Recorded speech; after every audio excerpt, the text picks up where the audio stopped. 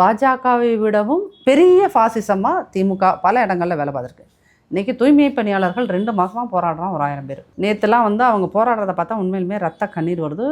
ஒரு உணர்வு இருக்கிற யாருமே அவன் சாக்கடைக்குள்ளே இறங்கி அது கூவம் ஆறாது, அது சாக்கடை. உதயநிதி போய் ஒரு அந்த மாதிரி கூவம் ஆற்று கரையில் ஒரு 10 நிமிஷம் நிற்பாரா? நிற்க முடியுமா அவரால்? எந்த மினிஸ்டராவது இந்த இருக்கிற 35 மினிஸ்டர் முதல்வர் உட்பட அந்த கூவம் ஆற்றுல போய் 2 நிமிஷம் 2 நிமிஷம் மூக்க பத்தாமல் நிற்பாங்களா? அப்போ அந்த ஜனங்க அவ்வளோ தூரம் போராடுகிறார்கள். எதுக்கு? ஒரு 250 ரூபா சம்பளம் எக்ஸ்ட்ரா, வேலையை பர்மனெண்ட் பண்ணு. அந்த வேலையை பர்மனெண்ட் பண்ணி கொடுக்குறேன்னு நீ தான் வாக்குறுதி கொடுத்துருக்க. அவங்க சுயமாக வந்து கேட்குறாங்களா?